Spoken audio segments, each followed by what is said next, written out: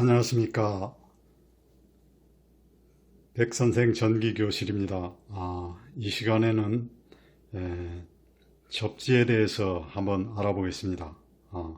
여러분 그동안에 많이 들으셨죠? 접지는 생명선이다. 이런 말씀도 들어봤고, 접지가 왜 생명선인지, 왜 접지를 꼭 해야 되는지에 대해서 아시려면 먼저 전류와 저항의 관계를 먼저 아셔야 됩니다. 그래야 이해가 빠를 수 있습니다. 먼저 그러면 저항의 합성 크기에 대해서 먼저 알아보겠습니다. 제가 인쇄를 했는데요. 여기 보시면 직렬일 때 합성 저항은 간단합니다. R1 플러스 R2 두 개가 직렬로 있을 때, R1과 R2가 직렬로 있을 때, 직렬일 때 합성저항 크기는 R1 플러스 R2. 그 다음에 병렬일 때는 그 저항의 역수분의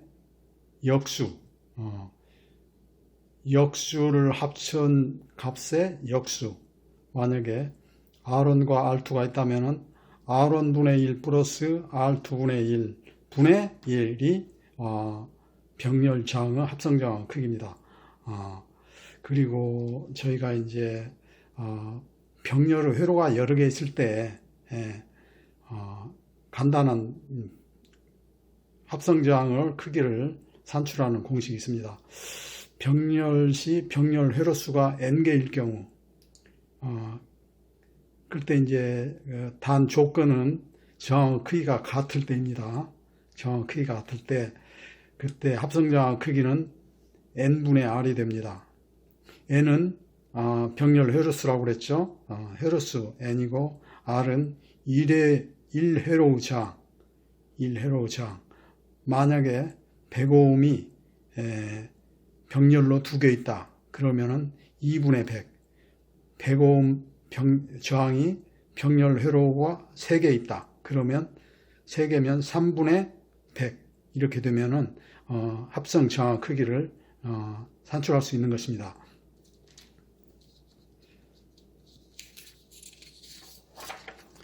예를 한번 들어보겠습니다. 여기 저항 R1이 15ohm, 저항 2가 15ohm. 이럴 경우에 합성 저항은 R1 플러스 R2는 25ohm. 이렇게 됩니다. 만약에 이것이 병렬로 있을 경우에는 여기 있죠. 병렬 합성 저항은 R1 플러스 R2는 10분의 1 플러스 10분의 1 분의 1 해서 2분의 10. 여기서 지금 10분의 2인데 2분의 10 나오는데 이거 아시죠?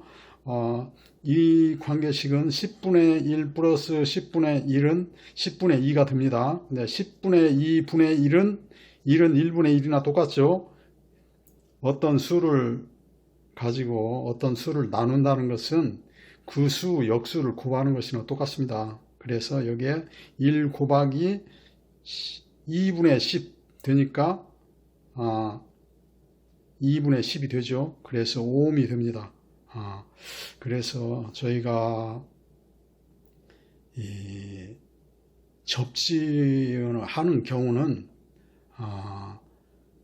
병렬 회로수를 하나를 더 추가해 가지고 그 인체의 그 어떤 전기 외함에 접촉했을 때 그 병렬 회로수를 하나 더 추가해서 인체 감전의 그 전류 수치를 낮추는 방법입니다. 한번 보시겠습니다. 이것이 저희가 중학교 기술 시간에 배웠던 아주 고전적인 전류 저항 전압의 상관관계 나와 있죠. VIP인데 VIR로 해서 V를 모를 경우에는 V는 IR, I는 R분의 V, R은 I분의 V. 이렇게 해서 이게 중학교 기술 시간에 배운 것입니다. 저희가 접지의 근원을 아시려면 이게 참 중요합니다. 저항은 여기 있습니다. 저항은 I분의 V죠. 그러면 저항은 전압에는 비례하고 전류에는 반비례를 합니다. 저항이 크면 전류가 적게 흐르고 저항이 작으면 전류가 많이 흐릅니다. 그래서 접지는 병렬 회로를 하나 만들어 가지고 아주 저항을 작게 만들어서 인체가 그 전기 회함에 접속 시 접지 회로로 많은 전류가 흐르고 인체에는 미세 전류가 흐르게 하여 감전사고를 예방하는 것입니다. 그러면은 먼저 제가 저항 소자를 가지고 왔는데요. 앞서 말씀드린 대로 제가 가게에 가서 저항 소자를 15ohm짜리 저항 소자를 사왔어요. 그런데 집에 와서 체크를 해봤더니 이 가게 사장님이 잘 못 주셔가지고 15A를 주셨더라고요. 이 저항 소자로 저항이 직렬일 때하고 병렬일 때하고 그 합성 저항 크기를 한번 테스트를 한번 해보겠습니다. 후크메타로 한번 테스트를 해보겠습니다.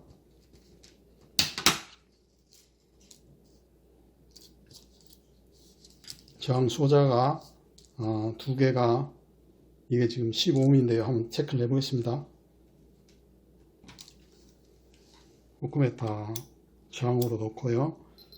메가오hm 잴 경우도 있고 일반 보통 여기는 이제 메가오음으로 좀 큰 저항을 잴 때 쓰는 것이고요. 한 번 더 누르면 ohm이 나옵니다. ohm이 나왔죠? 체크해 보겠습니다.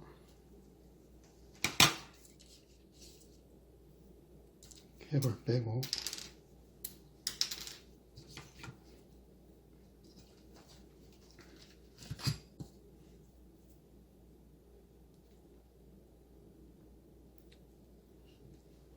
이렇게 되면은 이게 직렬이 되는 것이죠. 먼저 한 개 해보겠습니다. 15A 나왔습니다. 15A. 이게 한 개가 15A입니다. 그러면 두 개를 한번 해보겠습니다.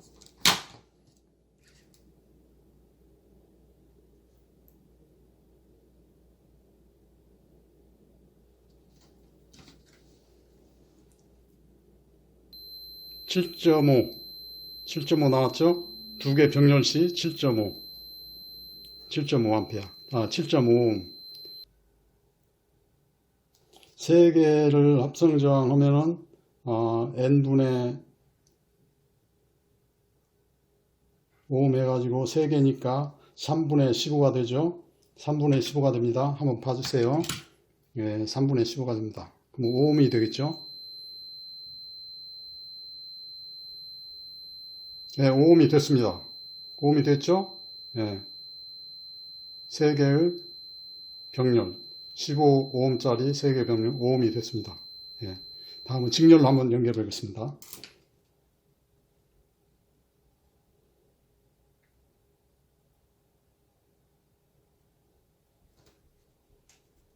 직렬로 하면은 이게 15ohm이니까 두 개 하면 30ohm이 되면 되겠죠? 자, 35ohm 나왔죠? 30ohm 맞습니다. 그래서 제가 사례를 하나 말씀드리면은 이게 한번 보시죠. 2020년 8월 14일 사고 난 것입니다. 감전사고. 관리소장, 관리 직원의 총 3명이 집수정 펌프 교체 중 감전사고, 3명 모두 병원에서 사망 판정을 받았습니다. 저희가 감전사고가 났을 경우에 가서 절대로 그냥 이렇게 접촉으로 해가지고 이게 떼어내려고 하면 절대 안 됩니다. 그러면은 떼어내려고 하는 사람까지도 감정이 되어서 사고를 당할 수가 있습니다. 예, 그럴 때는 부도체, 전기가 통하지 않는 어떤 막대기 같은 걸로 이렇게 인체가 이렇게 붙어 있다면 떼어내거나 이렇게 해야지, 옆에 가서 감전사고 나서 쓰러진 사람을 이렇게 잡고 떼야겠다, 잡는 동시에 그 잡은 사람도 똑같이 감전사고가 됩니다. 이 아파트 사고가 바로 그런 사례입니다. 전기과장이 가서 하다가 감전되니까 직원 및 관리소장이 가서 떼어내려고 이렇게 하다가 세 분이 다 돌아가신 것입니다. 이 세 명이 다 이렇게 잡으면은 그게 병렬 회로가 형성이 되는 것이죠. 병렬 회로가 생성이 되는 건 어떻습니까? 아까 보셨죠? 저항이 감소가 됩니다. 저항이 감소가 되면 더 많은 전류가 흐릅니다. 그래서 여러분은 혹시 주변에 이런 감전사고 이런 사례가 있으면은 절대 접촉하시면 안 되고, 첫째, 전원을 차단해 주세요. 근처에 빨리 전원을 차단하고 조치를 해야 되지, 바로 옆에 가서 떼어낸다고 손으로 잡으면 바로 감전사고가 되기 마련입니다. 그러니까 여기 제가 아까도 말씀드렸지만, 접지는 병렬 회로를 만들어서 저항을 작게 만들어서 인체가 접촉 시 접지 회로로 많은 전류가 흐르고 인체는 미세한 전류가 흐르게 하여 감전사고를 예방하는 것인데요. 여기 제가 표를 가져왔습니다. 감전 전류 영향 기준, 이게 독일의 쾌펜에 의한 기준인데요. 1mA, 1mA는 거의 느끼지 못한다고 했죠. 그 다음에 5mA, 5mA는 가벼운 경직, 마비 현상. 그 다음에 15mA는 이탈 가능한 경련 현상. 이탈이 가능합니다. 제가 접촉이 됐을 때 제 의지대로 이렇게 떼어낼 수 있는 것이죠. 그 다음에 25에서 80mA는 심장 불규칙적인 박동, 실신, 심장이 불규칙적인 박동과 실신이 됩니다. 80mA에서 3 내지 8A는 심실세동으로 인한 사망입니다. 심실세동은 심장 근육이 전류에서 심장 근육이 파손이 되어 가지고 심장 박동이 멎거나 불규칙하게 되는 것입니다. 이 심장 박동을 제대로 해줘야 이 혈액이 뇌에 공급이 되어서 뇌에서 호흡증 취해서 호흡하도록 심장 박동을 하도록 하는데, 이 심장 세동으로 인해서 심장 펌프질이 안 되니까 뇌에 혈액 공급이 안 되어서 호흡을 못해서 또 사망하는 것입니다. 그 다음에 3에서 8A 이상이 화상 또는 심장마비, 사망 이렇게 되어 있습니다. 이게 여기에 나와 있는 것은 일반적인 사항인데요. 이제 통전 시간과 통전 경로, 주파수에 의해서 인체에 미치는 영향이 조금씩 다를 수는 있습니다. 통전의 경우는 왼손에서 가슴으로 이 통전이 될 때 가장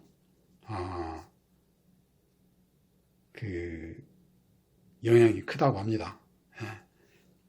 그 다음에 저희가 이제 접지가 그동안에는 제1종, 2종, 3종, 특별 3종 이렇게 해서 15옴, 100옴 이렇게 상한선이 있었는데요. 2021년부터 IC 규정에 따라서 전에 있던 그런 규정은 다 이제 없어지고요. 이제 단독 접지, 공통 접지, 통합 접지 이런 방식으로 해서 접지를 시행하고 있습니다. 단독 접지는 말 그대로 케이스 바이 케이스로 그냥 그 자리에서 접지하는 것이고요. 공통 접지는 저압과 고압과 특고압을 혼봉을 시켜서 같이 접지를 하는 것입니다.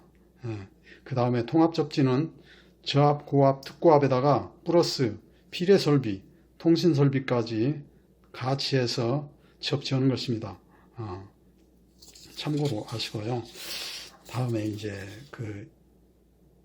실제 어떻게 해서 그 감전을 막는 것인가, 접지를 했을 경우에 어떤 메커니즘으로 해서 감전 사고를 막는 것인가 예를 들어서 설명을 한번 드리겠습니다.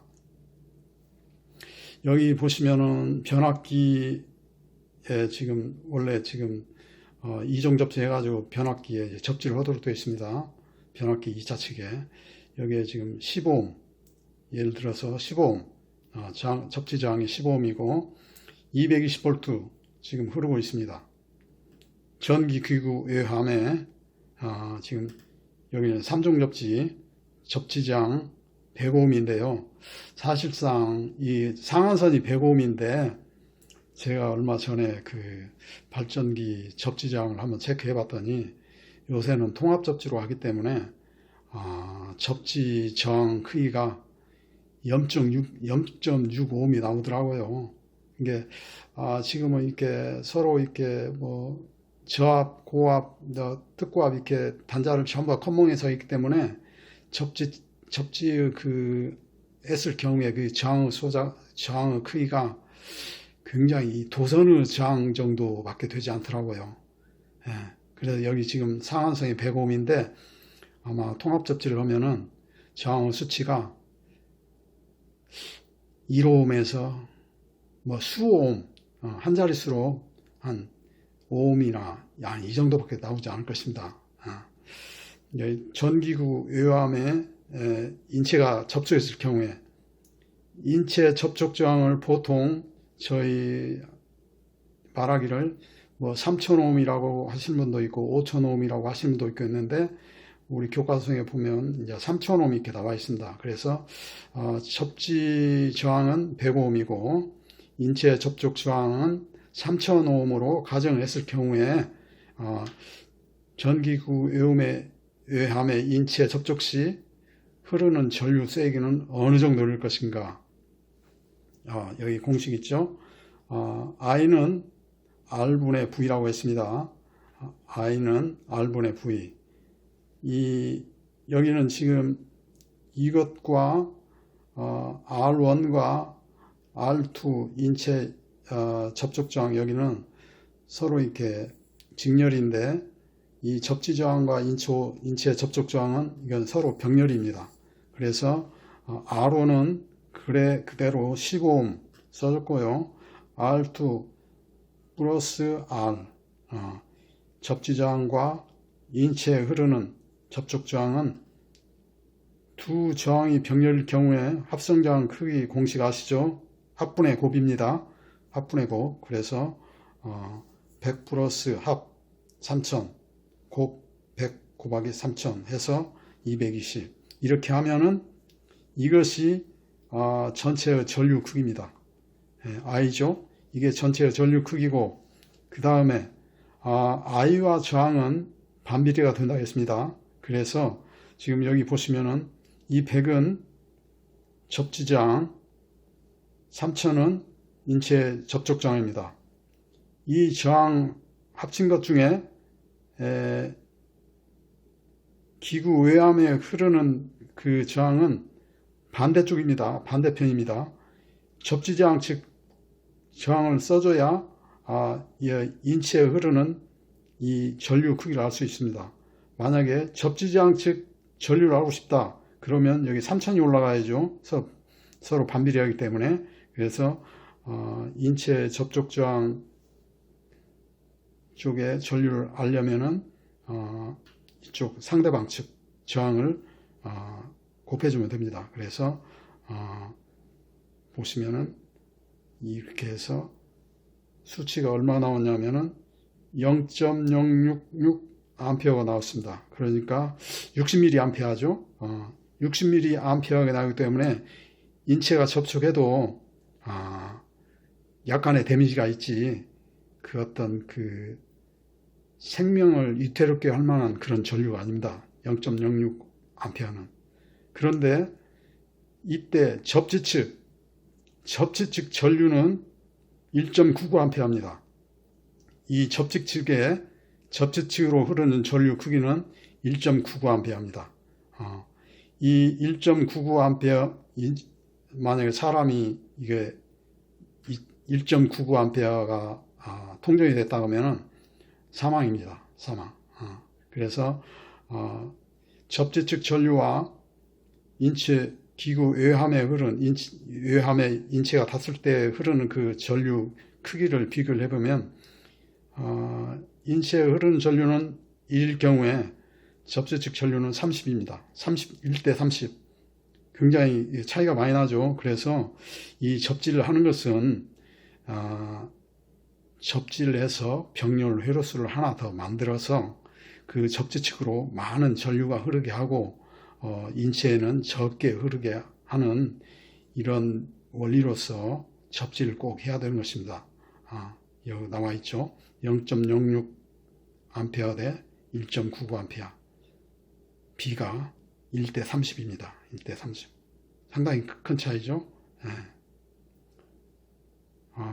이상으로 마치겠습니다. 감사합니다.